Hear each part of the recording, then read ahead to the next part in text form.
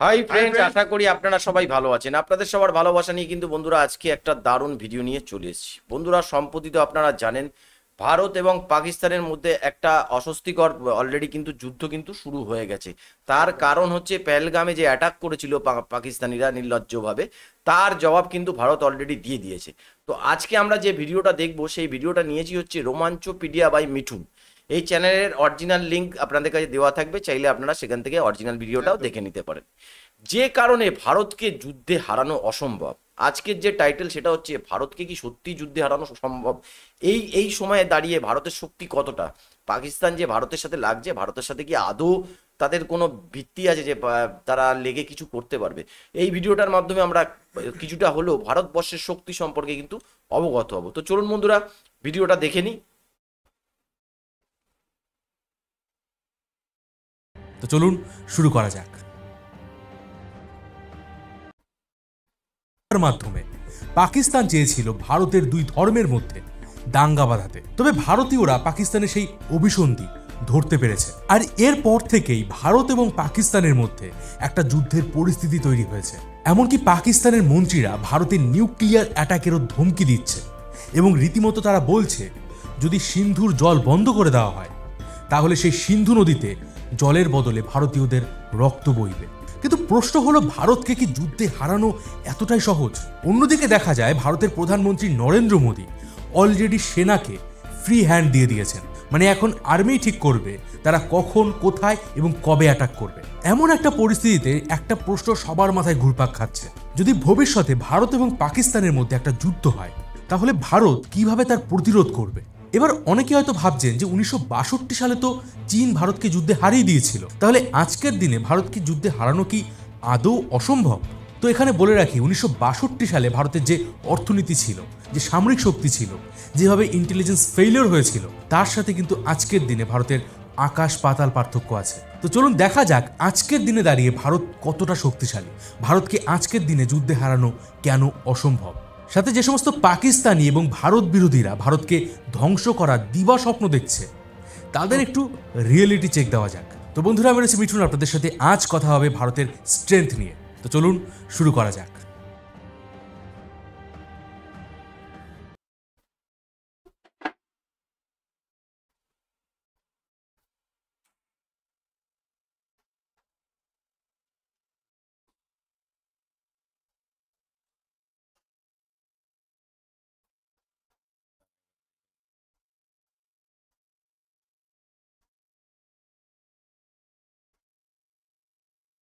ভিডিওর মাঝখানে একটা ছোট্ট প্রমোশন রয়েছে। এই ধরনের অ্যাপ্লিকেশনে আপনার আর্থিক ঝুঁকির সম্ভাবনা রয়েছে, দয়া করে এগুলো ডাউনলোড করবেন না।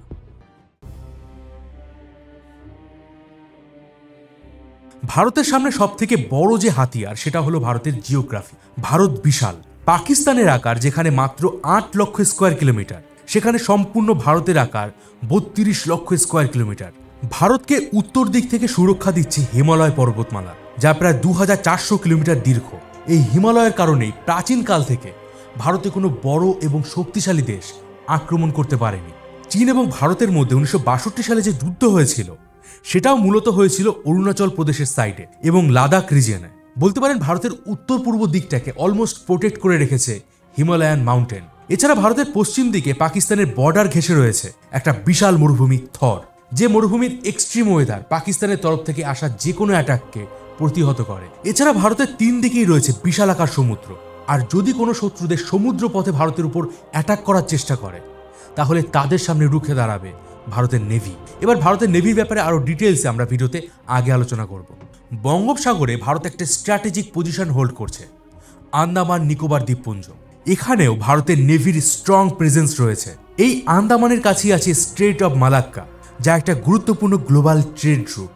এই ট্রেড রুটের মাধ্যমেই চীন সম্পূর্ণ বিশ্বের সাথে বাণিজ্য করে। যুদ্ধের পরিস্থিতিতে ভারতের নেভি এই স্ট্রেট অফ মালাক্কাকে ব্লক করে যুদ্ধে একটা ইন্টারন্যাশনাল এফেক্ট আনতে পারবে।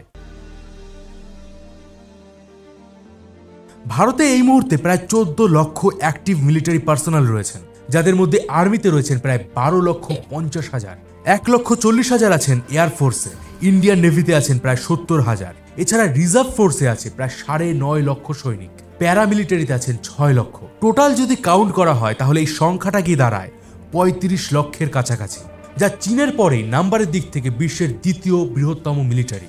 আর এই মিলিটারি কিন্তু শুধুমাত্র সংখ্যায় নয়, স্কিলের দিক থেকেও অনেক এগিয়ে রয়েছে। সিয়াচেনের মতো হাই অ্যালটিটিউড থেকে শুরু করে রাজস্থানের থর মরুভূমি, জঙ্গল এরিয়া, সমুদ্র, গ্রাম, পাহাড়, পর্বত, সমস্ত জায়গায় যুদ্ধ করার জন্য ভারতীয় আর্মি একদম এক্সপার্ট। ভারতের এই আর্মিদের ট্রেনিং করার জন্য রয়েছে NDA, national defence academy, IMA, Indian military academy এবং ওটি এর মতো প্রেস্টিজিয়াস একাডেমি। অন্যদিকে আপনারা যদি পাকিস্তানের সংখ্যাটা দেখেন, তাহলে পাকিস্তানে আর্মির সংখ্যা রয়েছে রিজার্ভ এবং অ্যাক্টিভ মিলিয়ে 17 লক্ষ, যারা অলরেডি ভারতের সাথে 3টে যুদ্ধে হেরেছে। এই মুহূর্তে পাকিস্তানের ভেতরেই পাকিস্তান আর্মি হামলার শিকার হচ্ছে। প্রতি মাসে কোনো না কোনো আর্মির কনভয় বা বেসে অ্যাটাক করা হয়। যেমন মাত্র কয়েক মাস আগেই বালুচিস্তানে ট্রেন হাইজ্যাক করা হয়েছিল এবং বেছে বেছে আর্মি পার্সোনালদেরকে হত্যা করা হচ্ছিল। এমনকি ইমরান খানের পার্টিও পাকিস্তানের এই খারাপ অবস্থার জন্য, তাদের খারাপ ইকোনমির জন্য পাকিস্তানের আর্মিকে দায়ী করে। অন্যদিকে ভারতের জনগণ ভারতের আর্মিকে কন্টিনিউয়াসলি সাপোর্ট এবং রেসপেক্ট করে। এর একটা বড় প্রধান কারণ হলো ইন্ডিয়ান আর্মি কখনো ভারতের ইন্টারনাল পলিটিক্সে ইন্টারফেয়ার করেনি।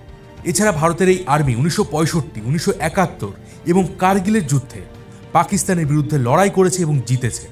এমনকি ইউনাইটেড নেশনের পিস কিপিং ফোর্সেও ভারতীয় আর্মির সংখ্যা সব থেকে বেশি, প্রায় 5900 জন। ফলে এক্সপিরিয়েন্সের দিক থেকে ভারতের আর্মি বহু গুণ এগিয়ে রয়েছে পাকিস্তানের থেকে। এবার আপনি ভাবতে পারেন যে আর্মি দিয়ে কি হবে, কারণ যুদ্ধে যদি কোনো দেশ ভারতের উপর নিউক্লিয়ার অ্যাটাক করে তাহলে তো আর্মি কোনো কাজেই আসবে না। তো এই বিষয়ে আমি আরেকটু ডিটেলসে নিউক্লিয়ার পার্টে ডিসকাস করব। হ্যালো বন্ধুরা, আজ আমি ওয়ানেক্স নামে একটি অ্যাপ সম্পর্কে কথা বলতে চাই, যা বিভিন্ন বিনোদনের জন্য সবচেয়ে বিশ্বস্ত ওয়েবসাইট। পিএসজি এবং আপনি স্কোর অনুমান করতে টাকা পর্যন্ত পান। আপনি গুগলে সার্চ করুন ওয়ানেক্স লিখে। ভারতের থেকে শক্তিশালী নৌবাহিনী অন্য কোনো দেশের নেই। ভারতের কাছে দুটো এয়ারক্রাফট ক্যারিয়ার আছে, আইএনএস বিক্রান্ত এবং আইএনএস বিক্রমাদিত্য, যেগুলোতে 30-30টা করে মোট 60টা যুদ্ধ বিমান রাখার ক্যাপাসিটি আছে, যেখানে পাকিস্তানের কাছে এই মুহূর্তে একটাও এয়ারক্রাফট ক্যারিয়ার নেই। ভারতের কাছে এছাড়া রয়েছে 10টা ডেস্ট্রয়ার, যেখানে পাকিস্তানের কাছে ডেস্ট্রয়ারের সংখ্যা 0। ভারতের ফ্রিগেটস আছে 15টা, পাকিস্তানের কাছে আছে 9টা। ভারতের কাছে এই মুহূর্তে 3টে নিউক্লিয়ার পাওয়ার সাবমেরিন রয়েছে, যে সাবমেরিনগুলো জলের নিচে টানা কয়েক মাস ধরে লুকিয়ে থাকতে পারে। আর এই প্রত্যেকটা সাবমেরিন সেকেন্ড স্ট্রাইক ক্যাপাবিলিটি রাখে। এই সেকেন্ড স্ট্রাইক ক্যাপাবিলিটি কি, এই বিষয়ে আমি ডিটেলসে নিউক্লিয়ার পার্টে ডিসকাস করব। কিন্তু এই মুহূর্তে পাকিস্তানের কাছে একটাও নিউক্লিয়ার সাবমেরিন নেই। ভারতের কাছে 10টা ডিজেল চালিত সাবমেরিন আছে, যেখানে পাকিস্তানের সংখ্যা মাত্র 8টা। নেভির মতো এয়ারফোর্সেও ভারত পাকিস্তানের থেকে বহুগুণ এগিয়ে রয়েছে। ভারতের কাছে এই মুহূর্তে 260টা অপারেশনাল সুখোই 30 বিমান রয়েছে এবং 4.5 জেনারেশনের 36টা রাফাল রয়েছে। মিরাজ 2000 আছে 50টা, তেজাস ফাইটার জেট রয়েছে 83টা, মিগ 60টা, জাগুয়ার 110টা, মিগ 21 বাইসন 40টা। আর এই ফাইটার জেটগুলো ছাড়াও আছে আর্লি ওয়ার্নিং সিস্টেম যেমন নেত্রা। ট্রান্সপোর্টের জন্য রয়েছে C-17 এবং C-130, আর এয়ার ডিফেন্সের জন্য রয়েছে S-400 এবং আকাশ, যা ভারতের দিকে আসা যে কোনো মিসাইল এবং এয়ারক্রাফট ক্যারিয়ারকে রুখে দিতে সক্ষম। এছাড়া রয়েছে চিনুক, অ্যাপাচি এবং রুদ্রর মতো কম্ব্যাট হেলিকপ্টার। ভারতের কাছে এই মুহূর্তে শর্ট এবং লং রেঞ্জের সব ধরনেরই মিসাইল রয়েছে। অগ্নি 1, 2, 3, 4, 5 এই মিসাইলগুলোর রেঞ্জ প্রায় 7000 কিলোমিটার, যা অলমোস্ট পুরো এশিয়াকে কভার করে। আর এই মিসাইলগুলো পারমাণবিক বোমা ক্যারি করতেও কিন্তু সক্ষম। এছাড়া আছে পৃথ্বী সিরিজের শর্ট ডিস্টেন্সের মিসাইল, যা 150 থেকে 600 কিলোমিটারের মধ্যে আঘাত হানতে পারে। ব্রহ্মোস মিসাইল সিস্টেম, যার স্পিড মাক 3, মানে এটা শব্দের চেয়েও 3 গুণ বেশি গতিতে চলে এবং এর রেঞ্জ প্রায় 800 কিলোমিটার। এই ব্রহ্মোস মিসাইলও পারমাণবিক বোমা বহন করতে সক্ষম।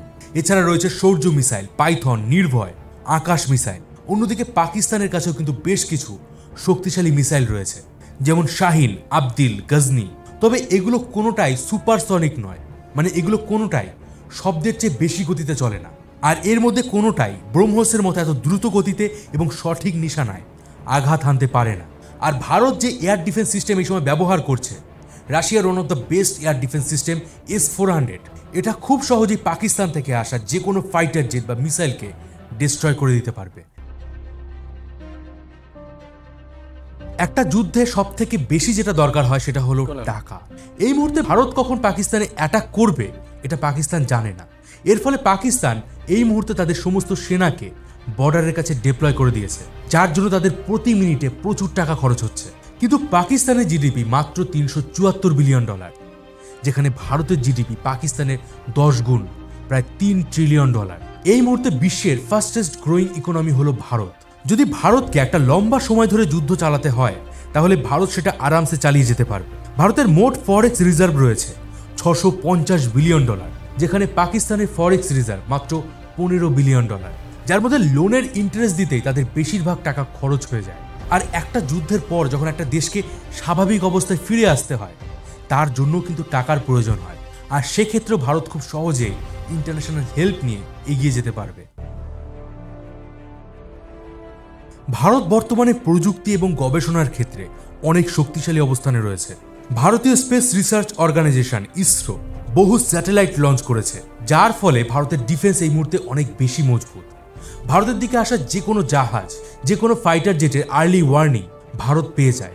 এছাড়া রয়েছে ভারতের কাছে একটা স্যাটেলাইট ডিস্ট্রয় করার টেকনোলজি, যে টেকনোলজি এই মুহূর্তে বিশ্বের মাত্র 5টা দেশের কাছে রয়েছে: আমেরিকা, ইসরায়েল, রাশিয়া, চীন এবং ভারত। এই টেকনোলজির মাধ্যমে ভারত শত্রু দেশের স্যাটেলাইটকে ডিস্ট্রয় করে দিতে পারবে, যার ফলে যুদ্ধের সময় সেই দেশটা একেবারে অন্ধ হয়ে যাবে। তারা তাদের মিলিটারির জন্য জিপিএস ব্যবহার করতে পারবে না, এমনকি তাদের কমিউনিকেশন সিস্টেমও ডিসরাপ্ট হয়ে যাবে। এছাড়া ডিআরডিওর মতো রিসার্চ অর্গানাইজেশন ভারতের ডিফেন্স সেক্টরকে আরো মজবুত করতে অল টাইম কাজ করছে। উন্নত মানের ড্রোন, মিসাইল এবং ফাইটার জেটের ইঞ্জিন তৈরি করার কাজ চলছে। ভারত একটা পারমাণবিক শক্তিধর দেশ, তবে Bharat no first use policy maintain করে। মানে যতক্ষণ না অন্য কোনো দেশ ভারতের উপর পারমাণবিক অ্যাটাক করছে ততক্ষণ পর্যন্ত ভারত তার পারমাণবিক বোমা ব্যবহার করবে না। দেখুন, বর্তমান পরিস্থিতিতে দুটো পারমাণবিক শক্তিধর দেশের মধ্যে যুদ্ধ হওয়ার চান্স খুবই কম। আর যদিও বা যুদ্ধ হয় তাহলে পারমাণবিক বোমা ব্যবহারের মতো ভুল কোনো দেশ করবে না। আপনারা জানেন নিশ্চয়ই যে রাশিয়া এবং ইউক্রেনের যুদ্ধ কত দিন ধরে চলছে। এবার রাশিয়া তো একটা সুপার পাওয়ার, কিন্তু তারপরেও তারা ইউক্রেনে পারমাণবিক বোমা ব্যবহার করেনি। অথচ এই হামলার জন্যই রাশিয়ার উপরে প্রায় 16,000-এরও বেশি স্যাংশন চাপানো হয়েছে। এবার ভাবুন যে রাশিয়া যদি ইউক্রেনের উপর পারমাণবিক বোমা অ্যাটাক করত তাহলে তাদের সাথে কি হতো। এবার এত কিছুর পরেও পাকিস্তান যদি ঠিক করেই নেয় যে তারা ভারতের উপর পারমাণবিক অ্যাটাক করবে, তাহলে সেই অ্যাটাকের আগেই স্যাটেলাইটের মাধ্যমে ভারত তার খোঁজ পেয়ে যাবে। আর আমি যে আপনাদেরকে সেকেন্ড স্ট্রাইক ক্যাপাবিলিটির কথা বলেছিলাম, সেক্ষেত্রে ভারত এই পলিসিটাকে মেনটেন করবে। এটা ঠিক যে যদি পারমাণবিক যুদ্ধ হয় তাহলে দুটো দেশই প্রায় ধ্বংস হয়ে যাবে, কিন্তু ভারতের নিউক্লিয়ার পাওয়ার সাবমেরিন এটা এনশিওর করবে যেন পাকিস্তানও ধ্বংস হয়ে যায়।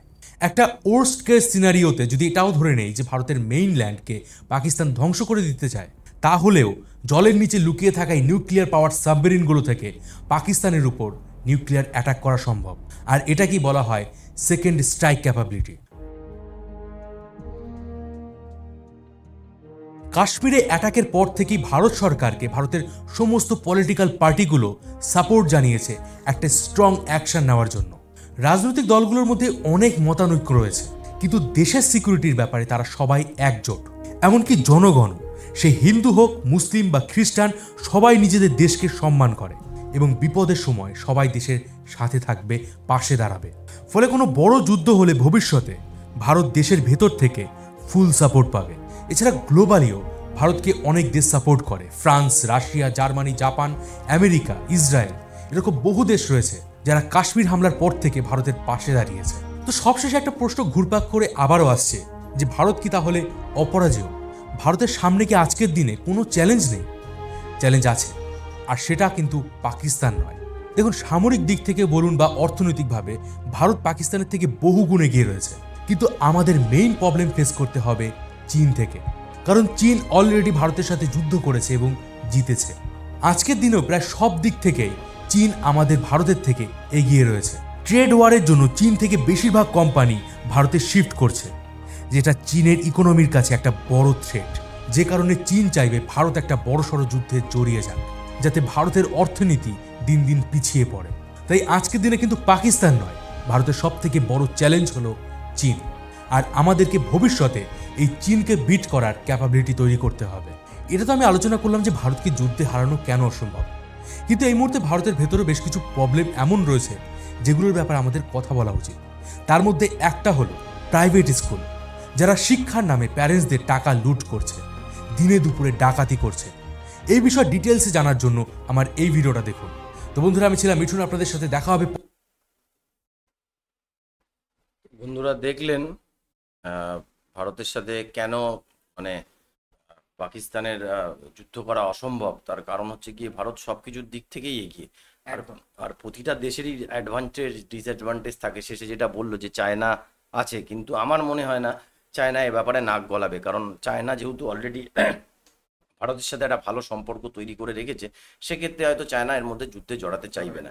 আর কোনো দেশই চায় না যে সে দেশ যুদ্ধ করতে, কিন্তু পাকিস্তান এমন একটা পরিবেশ সৃষ্টি করেছে, তাতে তাদেরকে যদি জবাব না দেওয়া হতো তাহলে ভারতবর্ষের পক্ষে কিন্তু একটা মানে পিছিয়ে আসার ব্যাপার হয়ে যেত।